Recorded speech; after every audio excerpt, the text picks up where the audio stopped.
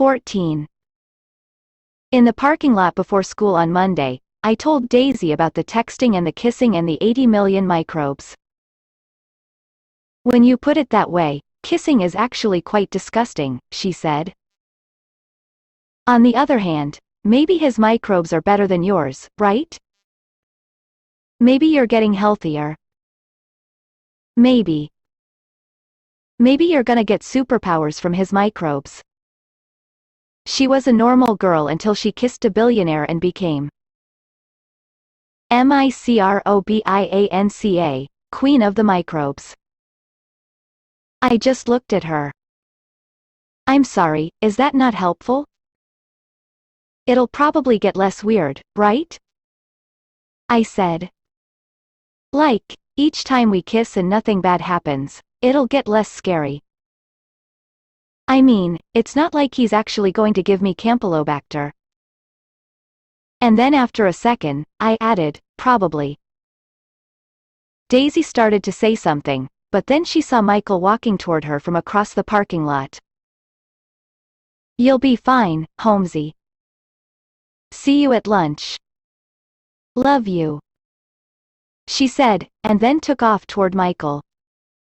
She threw her arms around him, and kissed him dramatically on the lips, one leg raised at the knee like she was in a movie or something. I drove over to Davis's house straight from school. The wrought iron gates at the entrance of the driveway were closed, and I had to get out to press the intercom button.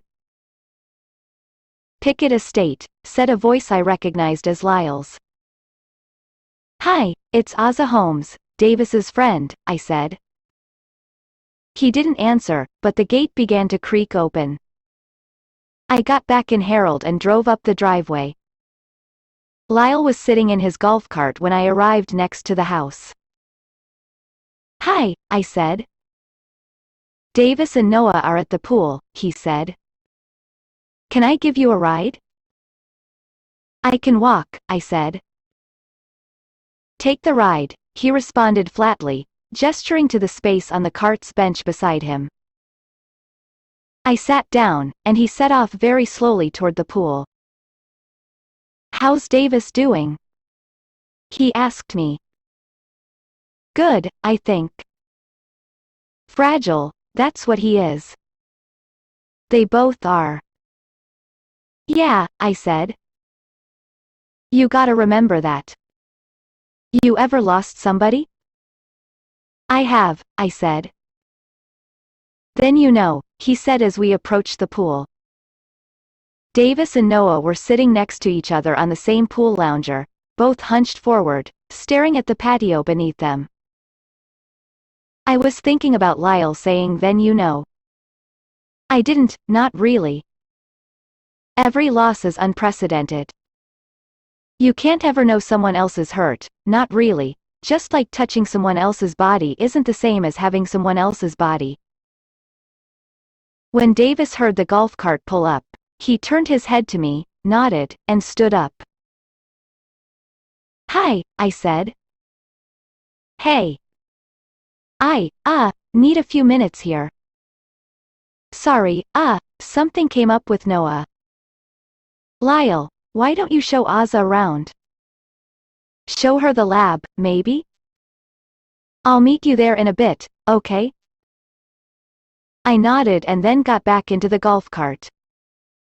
Lyle took out his cell phone. Malik, you got a few minutes to give Davis's friend a tour? We'll be there shortly.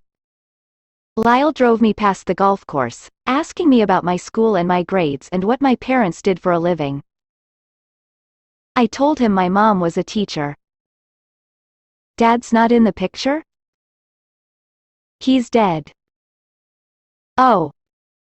I'm sorry.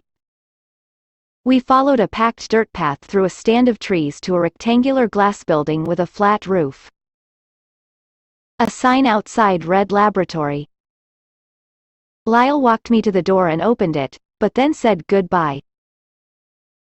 The door closed behind me, and I saw Malik the zoologist leaning over a microscope. He seemed not to have heard me walk in. The room was enormous, with a long black table in the center, like the ones from chemistry class. There were cabinets beneath it, and all kinds of equipment on top of the table, including some stuff I recognized, glass test tubes, bottles of liquids, and a lot of stuff I didn't. I walked over toward the table and looked at a circular machine with test tubes inside of it. "Sorry about that," Malik said at last, "but these cells don't live very long outside the body, and Tua only weighs 1.5 pounds, so I try not to take more blood from her than necessary." "That's a centrifuge." He walked over and held up a test tube that contained what looked like blood, then placed it carefully in a rack of tubes. "So you're interested in biology?" "I guess," I said. He looked at the little pool of blood in the bottom of the test tube and said, "Did you know that tuatara can carry parasites? Tua carries salmonella, for instance, but they never get sick from them?" "I don't know much about tuatara." "Few people do, which is a real shame, because they're by far the most interesting reptile species." Truly a glimpse into the distant past. I kept looking at the tuatara blood. It's hard for us to even imagine how successful they've been. Tuatara have been around 1,000 times longer than humans. Just think about that. To survive as long as the tuatara, humans would have to be in the first 0.1% of our history. "Seems unlikely," I said. "Very." Mr. Pickett loves that about Tua, how successful she is. He loves that at 40, she's probably still in the first quarter of her life. "So he leaves his whole estate to her?" "I can think of worse uses for a fortune," Malik said. I wasn't sure that I could. But what fascinates me most, and is the focus of my research, is their molecular evolution rate. I apologize if this is boring. In fact, I liked listening to him. He was so excited, his eyes wide, like he genuinely loved his work. You don't meet a lot of grown-ups like that. "No, it's interesting," I said. "Have you taken bio?" "Taking it now," I said. "Okay, so you know what DNA is?" I nodded. "And you know that DNA mutates? That's what has driven the diversity of life." "Yeah," I said. "So, look." He walked over to a microscope connected to a computer and brought an image of a vaguely circular blob up on the screen.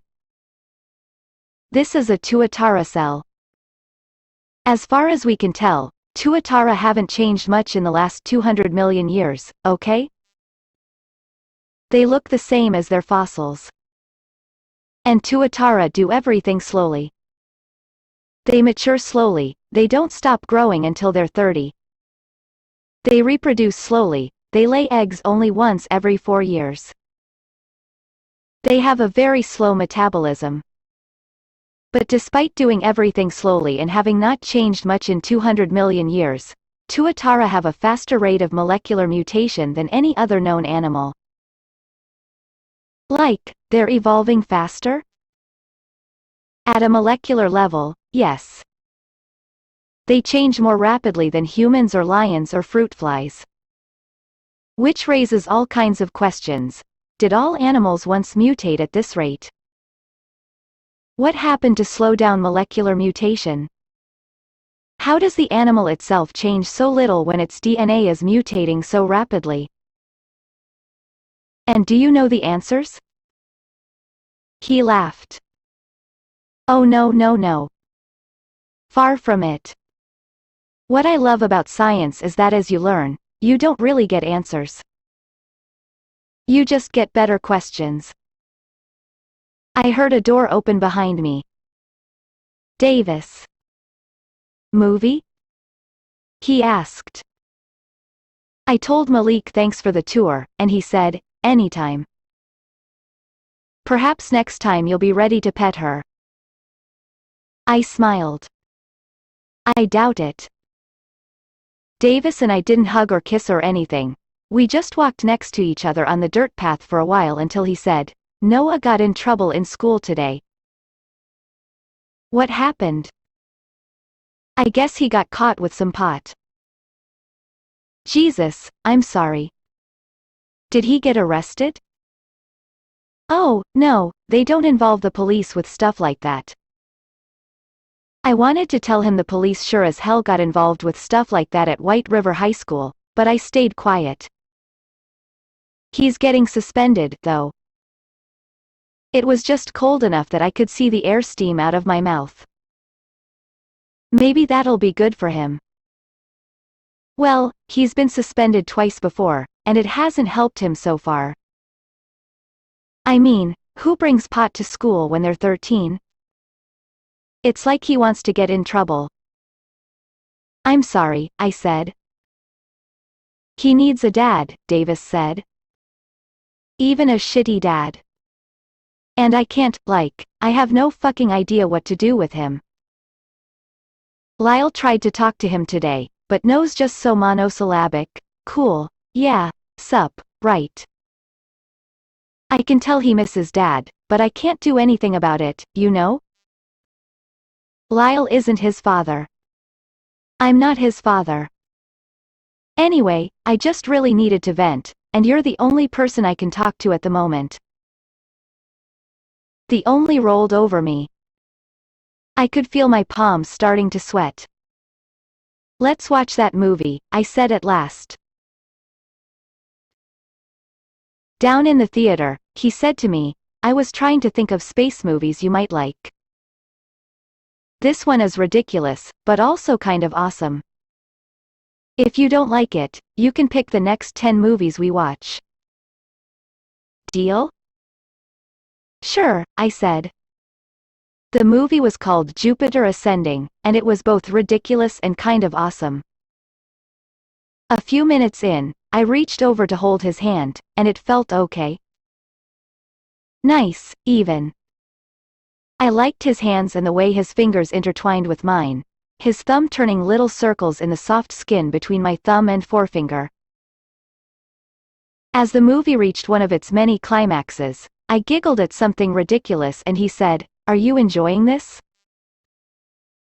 And I said, "Yeah, it's silly but great." I felt like he was still looking at me, so I glanced over at him.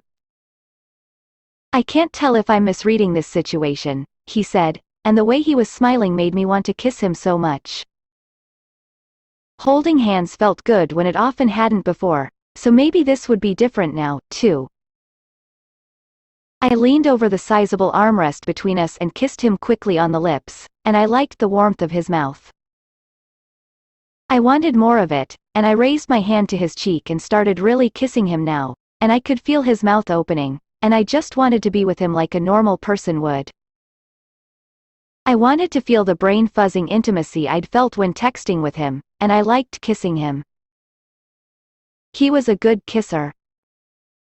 But then the thoughts came, and I could feel his spit alive in my mouth. I pulled away as subtly as I could manage. "You okay?" "Yeah," I said. "Yeah, totally. Just want to." I was trying to think of what a normal person would say, like maybe if I could just say and do whatever normal people say and do, then he would believe me to be one, or maybe that I could even become one. "Take it slow?" he suggested. "Yeah," I said. "Yeah, exactly." "Cool." He nodded toward the movie. "I've been waiting for this scene. You'll love it. It's bonkers. There's an Edna St. Vincent Millay poem that's been rumbling around inside me ever since I first read it, and part of it goes, blown from the dark hill hither to my door, 3 flakes, then 4, arrive, then many more. You can count the first 3 flakes, and the 4th. Then language fails, and you have to settle in and try to survive the blizzard. So it was with the tightening spiral of my thoughts. I thought about his bacteria being inside of me. I thought about the probability that some percentage of said bacteria were malicious. I thought about the E. coli and Campylobacter and Clostridium difficile that were very likely an ongoing part of Davis's microbiota. A fourth thought arrived. Then many more. I have to go to the bathroom, I said. I'll be right back. I emerged from the basement to find the dying light of the day shining through the windows, making the white walls look a little pink. Noah, playing a video game on the couch, said, Ozza? I spun around and entered a bathroom. I washed my face, stared at myself in the mirror, watching myself breathe. I watched myself for a long time, trying to figure a way to shut it off, trying to find my inner monologue's mute button, trying. And then I pulled the hand sanitizer out of my jacket and squeezed a glob of it into my mouth. I gagged a little as I swished the burning slime of it around my mouth, then swallowed. You watching Jupiter Ascending? Noah asked as I left the bathroom. Yeah. Dope. I turned to leave, but then he said, Ozza? I walked over to him and sat next to him on the couch. Nobody wants to find him. Your dad, you mean? It's like I can't think about anything else. It's. Do you think, like, he would really disappear and not even text us? Do you think maybe he's trying and we just haven't figured out how to listen? I felt so bad for the kid. Yeah, maybe, I said. Or maybe he's just waiting until it's safe. Right, Noah said. Yeah, that makes sense. Thanks. I was starting to stand up when he said, but couldn't he have sent an email? They can't trace that stuff if you just use public Wi-Fi. Couldn't he have texted us from a phone he picked up somewhere? Maybe he's scared, I said. I was trying to help, but maybe there was no helping. Will you keep looking, though? Yeah, I said. Yeah, sure, Noah. He reached over to pick up his video game controller, my sign to go back downstairs. Davis had paused the movie in the midst of a starfighter battle, and the bright light from a suspended explosion was reflected in his glasses as he turned to me. I sat down next to him, and he asked, You all right? I'm really sorry, I said. Is there something I should do different? No, it has nothing to do with you. It's just, like, I can't talk about it right now. My head was spinning, and I was trying to keep my mouth turned away from him so he wouldn't smell the hand sanitizer on my breath. That's fine, he said. I like us. I like that we've got our own way of doing things. You don't mean that. I do. I was staring at the frozen movie screen, waiting for him to unpause it. I overheard you talking to Noah. I could still feel his spit in my mouth, and the respite the hand sanitizer had provided was dwindling away. If I could still feel his spit, it was probably still in there. You might need to drink more of it. This is ridiculous. Billions of people kiss, and nothing bad happens to them. You know you'll feel better if you drink more. He needs to see somebody, I said. A psychologist or something. He needs a father. Why did you even try to kiss him? You should have known. You could have had a normal night, but you chose this. Right now needs to be about Noah, not me. His bacteria are swimming in you. They're on your tongue right now. Even pure alcohol can't kill them all. Do you just want to watch the movie? I nodded, and we sat next to each other, close but not touching, for the next hour, as the spiral tightened. 15. After I got home that night, I went to bed but not to sleep. I kept starting texts to him and then not sending them, until finally I put the phone down and took my laptop out. I was wondering what had happened to Davis's online life, where he'd gone once he shut down his social media profiles. The Google hits related to Davis were overwhelmingly about his father. Pickett Engineering CEO reveals in interview he won't leave a dime to his teenage children, etc. Davis hadn't updated his Instagram, Facebook, Twitter, or blog since the disappearance, and searches for his two usernames, Dahlgoodman and Davis not Dave02, turned up only links to other people. So I started looking for similar usernames, Dahlgoodman02, Davis not Dave, Davis not David, then guessing at Facebook and blog URLs.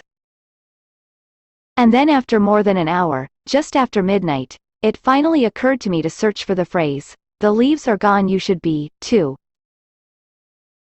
A single link came up, to a blog with the username isnotted02. The site had been created 2 months earlier, and like Davis's previous journal, most of the entries began with a quote from someone else and then concluded with a short, cryptic essay. But this site also had a tab called Poems. I clicked over to the journal and scrolled down until I reached the first entry. In 3 words I can sum up everything I've learned about life, it goes on. Robert Frost. 14 days since the mess began.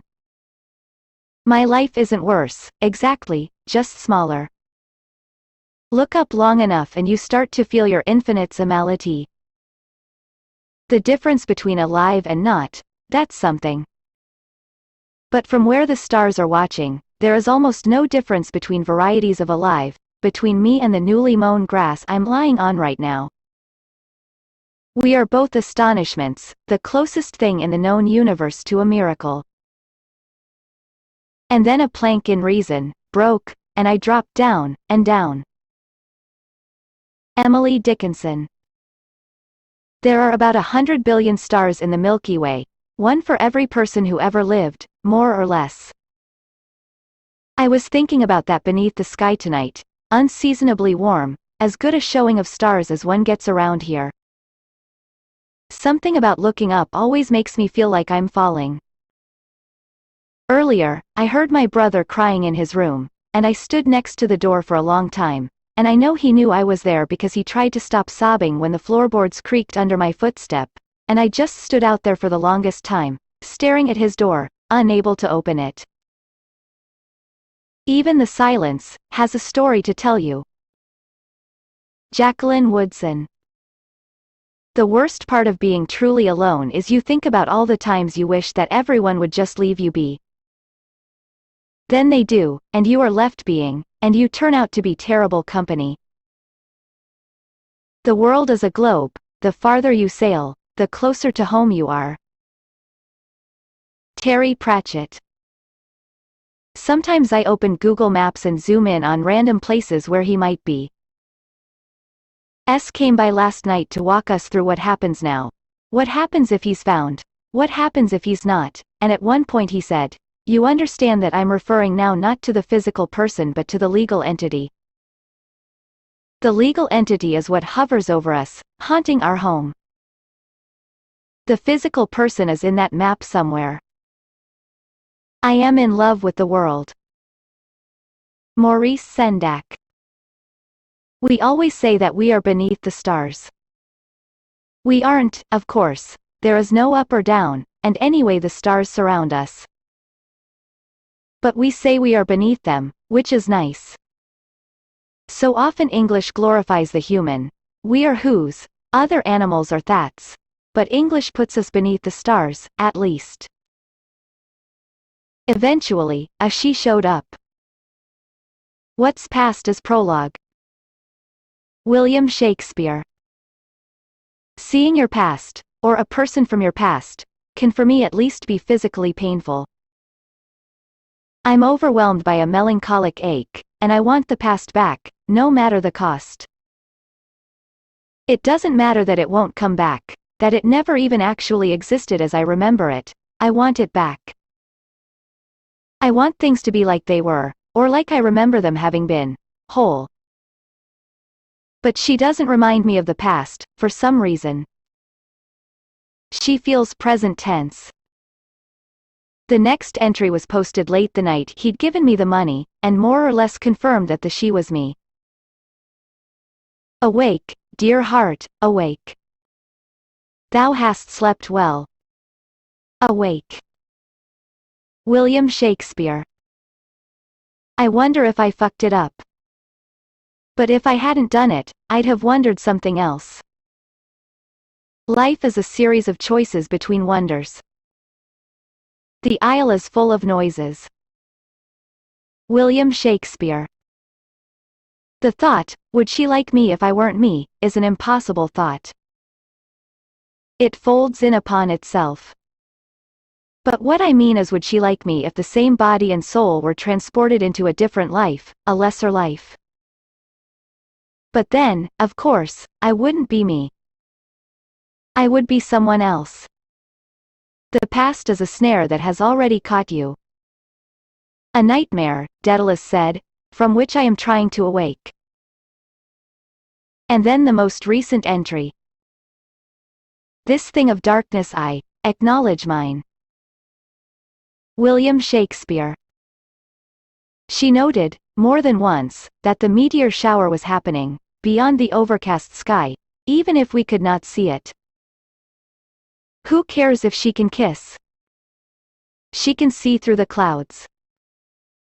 It was only after reading every journal entry that I noticed the ones about me began with quotes from The Tempest. I felt like I was invading his privacy, but it was a public blog, and spending time with his writing felt like spending time with him, only not as scary. So I clicked over to the poem section. The first one went. My mother's footsteps were so quiet. I barely heard her leave. Another. You must never let truth get in the way of beauty. Or so E. Cummings believed. This is the wonder that's keeping the stars apart. He wrote of love and longing. That often got him laid, I'm sure. Which was the poem's sole intent. But gravity differs from affection. Only one is constant. And then the first poem, written on the same day as the first journal entry, 2 weeks after his father's disappearance. He carried me around my whole life. Picked me up, took me here and there, said, come with me. I'll take you. We'll have fun. We never did. You don't know a father's weight. Until it's lifted. As I reread the poem, my phone buzzed. Davis. Hi. Me. Hi. Him. Are you on my blog right now?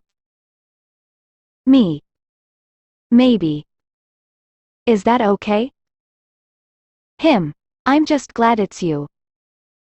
My analytics said someone from Indianapolis has been on the site for 30 minutes. I got nervous. Me. Why?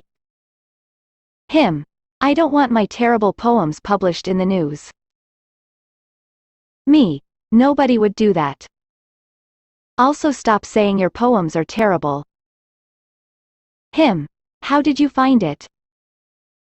Me. Searched, the leaves are gone, you should be too. Nothing anyone else would know to search. Him. Sorry if I sound paranoid, I just like posting there and don't want to have to delete it. Him. It was nice to see you tonight. Me. Yeah. I saw the. That meant he was typing, but no words came, so after a while, I wrote him. Me. Do you want to FaceTime? Him. Sure. My fingers were trembling a little when I tapped the button to start a video call.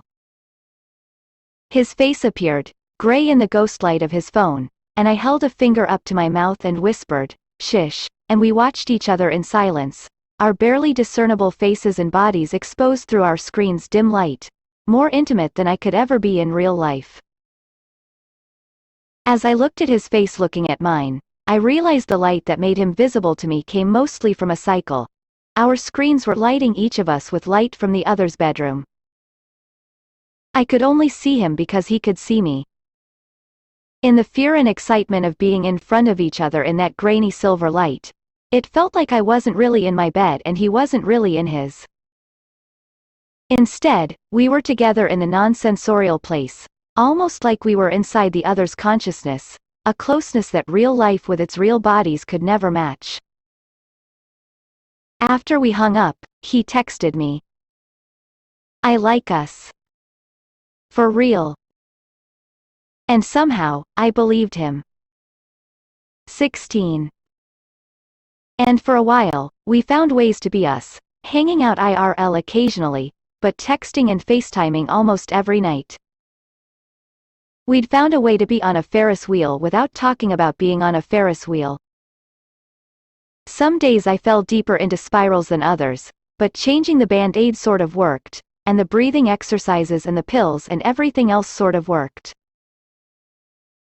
And my life continued. I read books and did homework, took tests and watched TV with my mom, saw Daisy when she wasn't busy with Michael, read and reread that college guide and imagined the array of futures it promised. And then one night, bored and missing the days when Daisy and I spent half our lives together at Applebee's, I read her Star Wars stories. Daisy's most recent story, A Ray of Hot, had been published the week before. I was astonished to see it had been read thousands of times. Daisy was kind of famous. The story, narrated by Rey, takes place on Tatooine, where lovebirds Rey and Chewbacca have stopped off to pick up some cargo from an 8-foot-tall dude named Calkino. Chewie and Rey are accompanied by a blue-haired girl named Ayala, whom Rey describes as my best friend and greatest burden. They meet up with Calkino at a pod race, where Calkino offers the team 2 million credits to take 4 boxes of cargo to Utapau. "I've got a weird feeling about this," Ayala said. I rolled my eyes. Ayala couldn't get anything right. And the more she worried, the worse she made everything. She had the moral integrity of a girl who'd never been hungry, always shitting on the way Chewie and I made a living without noticing that our work provided her with food and shelter. Chewie owed Ayala a life debt because her father had died saving Chewie years ago, and Chewie was a Wookiee of principle even when it wasn't convenient. Ayala's morals were all convenience because easy living was the only kind of living she'd ever known. Ayala mumbled, "This isn't right." She reached into her mane of blue hair and plucked out a strand, then twirled it around her finger. A nervous habit, but then all her habits were nervous. I kept reading, my gut clenching as I did. Ayala was horrible. She interrupted Chewie and Rey while they were making out on board the Millennium Falcon with an annoying question about the hyperdrive, that a reasonably competent 5-year-old could have figured out. She screwed up the shipment by opening one of the cargo cases, revealing power cells that shot off so much energy they almost blew up the ship. At one point, Daisy wrote, "Ayala wasn't a bad person, just a useless one." The story ended with the triumphant delivery of the power cells. But because one had lost some of its energy when Ayala opened the box, the recipients knew our intrepid heroes had seen the cargo, and a bounty was placed on their heads, or should I say our heads, all of which meant the stakes would be even higher in next week's story. There were dozens of comments. The most recent one was, "I love to hate Ayala. Thank you for bringing her back." Daisy had replied to that comment with, "Thanks. Thanks for reading." I read through the stories in reverse chronological order and discovered all the previous ways Ayala had ruined things for Chewie and Rey. The only time I'd ever done anything worthwhile was when, overcome by anxiety, I threw up on a hut named Yanta, creating a momentary distraction that allowed Chewie to grab a blaster and save us from certain death. I stayed up too late reading, and then later still thinking about what I'd say to Daisy the next morning, my thoughts careening between furious and scared, circling around my bedroom like a vulture.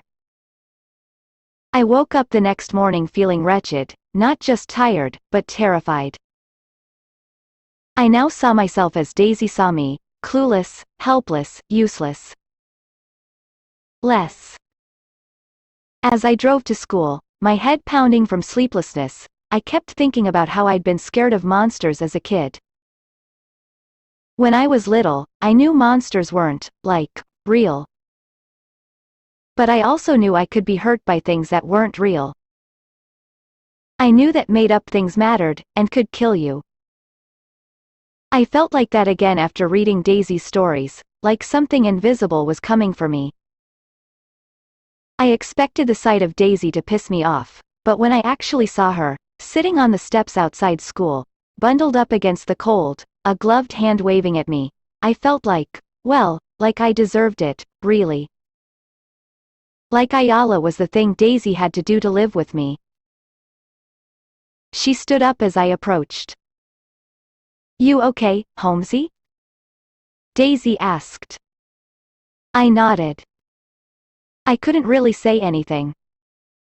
My throat felt tight, like I might start to cry. "What's wrong?" she asked. "Just tired," I said. "Holmesy, don't take this the wrong way, but you look like you just got off work from your job playing a ghoul at a haunted house, and now you're in a parking lot trying to score some meth." "I'll be sure not to take that the wrong way." She put her arm around me. "I mean, you're still gorgeous, of course. You can't ungorgeous yourself, Holmesy, no matter how hard you try. I'm just saying you need some sleep. Do some self-care, you know?" I nodded and shrugged off her embrace. "We haven't hung out in forever, just the two of us," she said. "Maybe I can come over later?" I wanted to tell her no, but I was thinking about how Ayala always said no to everything, and I didn't want to be like my fictional self. "Sure. Michael and I are having a homework night, but I should have about 142 minutes after school if we go straight to your house, which just happens to be the running time of Attack of the Clones." "A homework night?" I asked. Michael appeared from behind me and said, "We're reading A Midsummer Night's Dream to each other for English." "Seriously?" "What?" Daisy said. "It's not my fault we're adorable. But first, Yoda lightsaber battling at your house after school. Cool?" "Cool. It's a date," she said.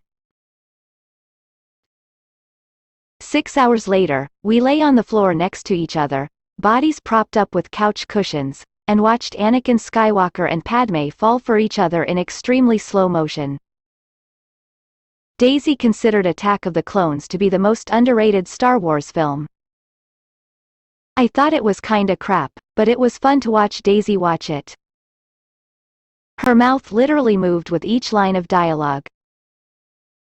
I was looking at my phone mostly, scrolling through articles about Pickett's disappearance, looking for anything that might connect to joggers or a jogger's mouth. I'd meant it when I told Noah I'd keep looking, but the clues we had just didn't seem much like clues. "I want to like Jar Jar, because hating Jar Jar is so cliché, but he was the worst," Daisy said. "I actually killed him years ago in my FIC. It felt amazing." My stomach turned, but I concentrated on my phone. "What are you looking at?" she asked. "Just reading about the Pickett investigation, seeing if there's anything new." Noah's really screwed up about it, and I don't know. I just want to help him somehow. Holmesy, we got the reward. It's over. Your problem is you don't know when you've won. Yeah, I said. I mean, Davis gave us the reward so that we would drop it. So, drop it. Yeah, okay, I said. I knew she was right, but she didn't have to be such an asshole about it. I thought the conversation was over, but a few seconds later she paused the movie and continued talking. It's just, like, this isn't going to be some story where the poor, penniless girl gets rich and then realizes that truth matters more than money and establishes her heroism by going back to being the poor, penniless girl, okay? Everyone's life is better with Pickett disappeared. Just let it be. No one's taking away your money, I said quietly. I love you, Holmesy, but be smart. Got it, I said. Promise? Yeah, I promise. And we break hearts, but we don't break promises, she said. You say that's your motto, but you spend 99% of your time with Michael now. Except right now I'm hanging out with you and Jar Jar Binks, she said. We went back to watching the movie. As it ended, she squeezed my arm and said, I love you, then raced off to Michael's place. 17. Later that night, I got a text from Davis. Him, you around? Me, I am. You want to FaceTime? Him, could I possibly see you IRL? Me, I guess, but I'm less fun IRL. Him, I like you IRL. Is now good? Me, now's good. Him, dress warm. It's cold out, and the sky is clear. Harold and I drove over to the Pickett compound. He's not much for cold weather, and it seemed to me I could hear something in his engine tightening up, but he held it together for me, that blessed car. The walk from the driveway to Davis's house was frigid, even in my winter coat and mittens.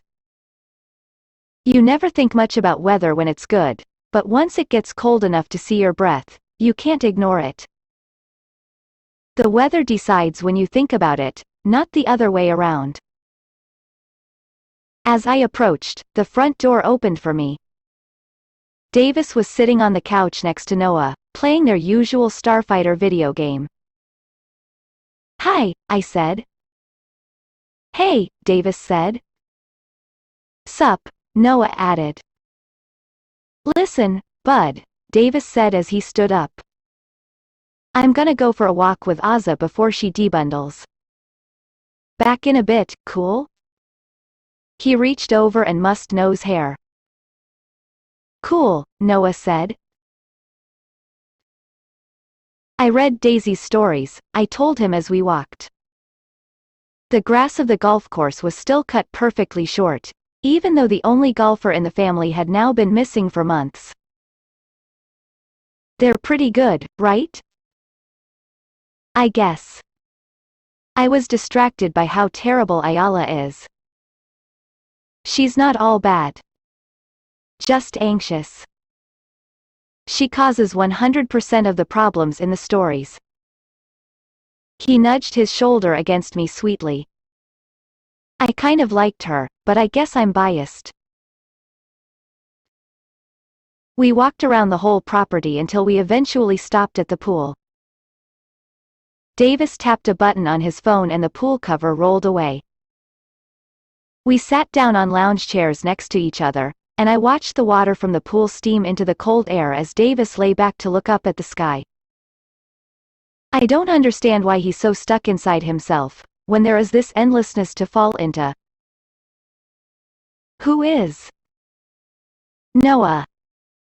I noticed he'd reached into his coat pocket.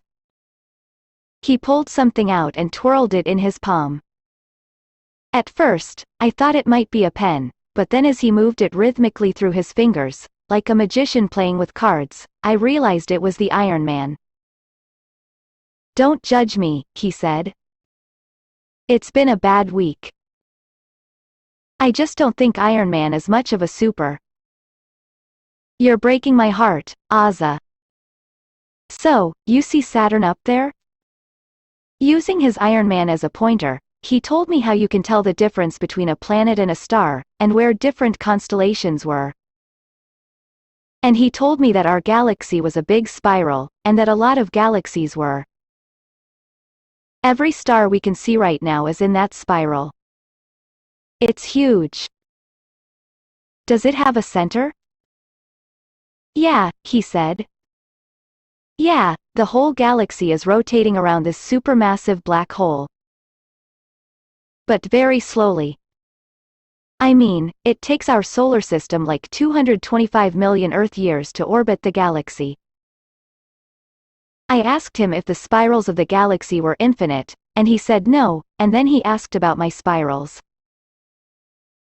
I told him about this mathematician Kurt Gödel, who had this really bad fear of being poisoned, so much so that he couldn't bring himself to eat food unless it was prepared by his wife. And then one day his wife got sick and had to go into the hospital, so Gödel stopped eating. I told Davis how even though Gödel must have known that starvation was a greater risk than poisoning, he just couldn't eat, and so he starved to death. At 71. He cohabitated with the demon for 71 years, and then it got him in the end. When I'd finished the story, he asked, "Do you worry that will happen to you?" And I said, "It's so weird, to know you're crazy and not be able to do anything about it, you know? It's not like you believe yourself to be normal. You know there is a problem. But you can't figure a way through to fixing it. Because you can't be sure, you know? If you're Gödel, you just can't be sure your food isn't poisoned. Do you worry that will happen to you?" He asked again. I worry about a lot of things. We kept on talking, for so long that the stars moved above us, until eventually he asked, "Wanna swim?" "Bit cold," I said. "Pool's heated," he answered.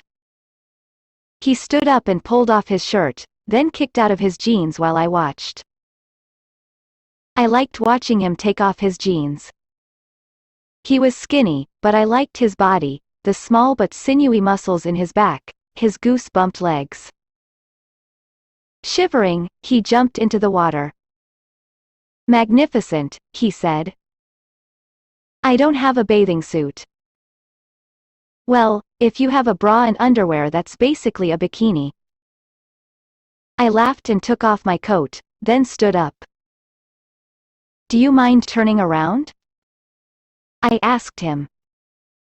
He turned toward the dimly lit terrarium, where the billionaire in waiting was hiding somewhere in her artificial forest.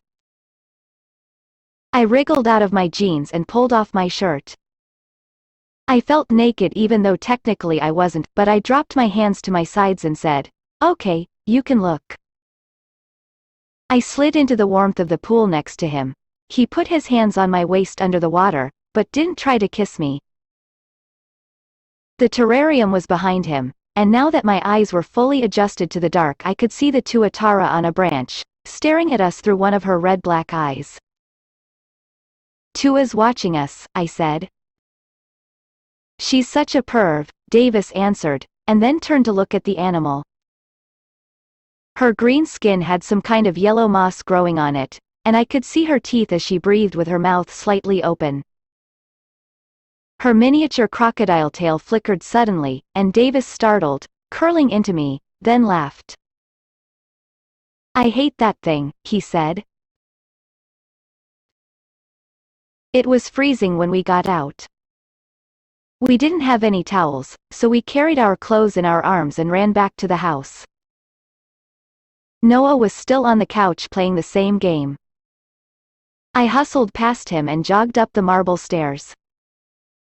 Once we were dressed, we went to Davis's bedroom. He put the Iron Man on his bedside table, then knelt down to show me how his telescope worked. He plugged some coordinates into a remote control, and the telescope moved itself. When it stopped, Davis stooped to look through the lens, then cleared the way for me. "That's Tau Ceti," he said. The way the telescope was zoomed in, I couldn't see anything but darkness and one jittering disk of white light. 12 light-years away, similar to our sun but a little smaller. 2 of its planets actually might be habitable, probably not, but maybe. It's my favorite star. I didn't know what I was supposed to be seeing, it was just a circle like any other. But then he explained. I like to look at it and think about how the sun's light looks to someone in Tau Ceti's solar system. Right now, they're seeing our light from 12 years ago. In the light they're seeing, my mom has 3 years to live. This house has just been built, and Mom and Dad are always fighting about the layout of the kitchen. In the light they see, you and I are just kids. We've got the best and the worst of it in front of us. We still have the best and the worst of it in front of us, I said. I hope not, he said. I sure as hell hope the worst is behind me. I pulled away from Tau Ceti's 12-year-old light and looked up at Davis. I took his hand, and part of me wanted to tell him I loved him, but I wasn't sure if I really did. Our hearts were broken in the same places. That's something like love, but maybe not quite the thing itself. It sucked having a dead person in your family, and I knew what he meant, about seeking solace in the old light. 3 years from now, I knew, he'd find a different favorite star, one with older light to gaze upon. And when time caught up with that one, he'd love a farther star, and a farther one, because you can't let the light catch up with the present. Otherwise you'd forget. That's why I liked looking at my dad's pictures. It was the same thing, really. Photographs are just light and time. I should go, I said quietly. Can I see you this weekend? Yeah, I said. Could we hang out at your house next time, maybe? Sure, I said. If you don't mind being harassed by my mother. He assured me he didn't, and then we hugged goodbye, and as I left him alone in his room, he knelt back down to the telescope. When I got home that night, I told Mom that Davis wanted to come over this weekend. Is he your boyfriend? She asked. I guess so, I said. He respects you as an equal? Yeah. He listens to you as much as you listen to him? Well, I'm not great at talking. But yes. He listens to me. He's really, really sweet, and also at some point you just have to trust me, you know? She sighed. All I want in this world is to keep you. Keep you from hurt, keep you from stress, all that. I hugged her. You know I love you. I smiled. Yeah, Mom. I know you love me. You definitely don't have to worry about that. After going to bed that night, I checked in on Davis's blog. Doubt thou that the stars are fire, doubt that the sun doth move. William Shakespeare. It dothn't move, of course, well, it does, but not around us. Even Shakespeare assumed fundamental truths about the fundament that turned out to be wrong. Who knows what lies I believe, or you do? Who knows what we shouldn't doubt? Tonight, under the sky, she asked me, why do all the ones about me have quotes from The Tempest? Is it because we are shipwrecked? Yes. Yes, it is because we are shipwrecked. I hit refresh after reading it, just in case, and there was a new entry, posted minutes before. There's an expression in classical music. It goes, "We went out to the meadow." It's for those evenings that can only be described in that way. There were no walls, there were no music stands, there weren't even any instruments. There was no ceiling, there was no floor, we all went out to the meadow. It describes a feeling. Tom Waits. I know she's reading this right now. Hi. I felt like we went out to the meadow tonight, only we weren't playing music. In the best conversations, you don't even remember what you talked about, only how it felt. It was like we weren't even there, lying together by the pool. It felt like we were in some place your body can't visit, some place with no ceiling and no walls and no floor and no instruments. And that really should have ended my evening. But instead of going to sleep, I decided to torture myself by reading more Ayala stories. I didn't understand how Davis could like her. She was horrible, totally self-centered and perpetually annoying. At one party scene, Ray observed, "Of course, when Ayala's around, it's never really a party, because at parties, people have fun." Eventually, I clicked away from the site, but I couldn't bring myself to put away the computer and go to sleep. Instead, I ended up on Wikipedia, reading about fan fiction and Star Wars, and then I found myself reading the same old articles about the human microbiota and studies of how people's microbial makeup had shaped and, in some cases, killed them. At one point, I came across this sentence: "Mammal brains receive a constant stream of interoceptive input from the GI tract, which combines with other interoceptive information from within the body and contextual information from the environment before sending an integrated response to target cells within the GI tract through what is commonly called the gut-brain informational axis but might be better described as the gut-brain informational cycle." I realize that's not the sort of sentence that fills most people with horror, but it stopped me cold. It was saying that my bacteria were affecting my thinking, maybe not directly, but through the information they told my gut to send to my brain. Maybe you're not even thinking this thought. Maybe your thinking's infected. Shouldn't have been reading these articles. Should have gone to sleep. Too late now. I checked the light under the door to make sure Mom had gone to sleep and then snuck over to the bathroom. I changed the Band-Aid, looking carefully at the old one. There was blood. Not a lot, but blood. Faintly pink. It isn't infected. It bleeds because it hasn't scabbed over. But it could be. It isn't. Are you sure? Did you even clean it this morning? Probably. I always clean it. Are you sure? Oh, for fuck's sake.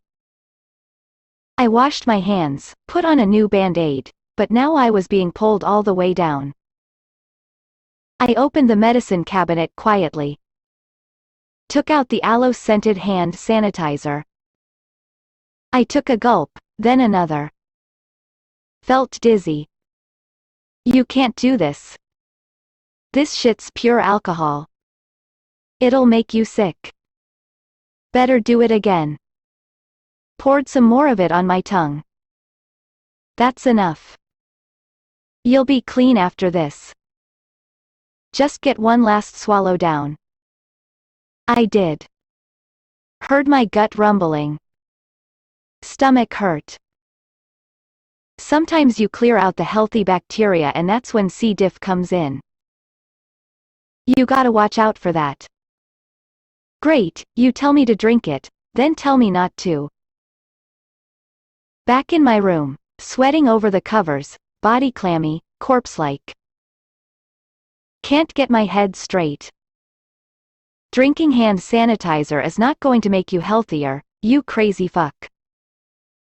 But they can talk to your brain. They can tell your brain what to think, and you can't.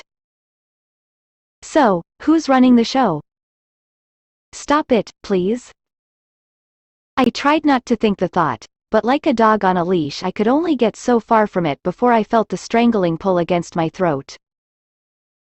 My stomach rumbled. Nothing worked. Even giving in to the thought had only provided a moment's release. I returned to a question Dr. Singh had first asked me years ago, the first time it got this bad. Do you feel like you're a threat to yourself? But which is the threat and which is the self? I wasn't not a threat, but couldn't say to whom or what, the pronouns and objects of the sentence muddied by the abstraction of it all. The words sucked into the non-lingual way down. You're a we. You're a you. You're a she, an it, a they. My kingdom for an I. Felt myself slipping, but even that's a metaphor. Descending, but that is, too. Can't describe the feeling itself except to say that I'm not me. Forged in the smithy of someone else's soul. Please just let me out. Whoever is authoring me, let me up out of this. Anything to be out of this. But I couldn't get out. 3 flakes, then 4 arrive. Then many more.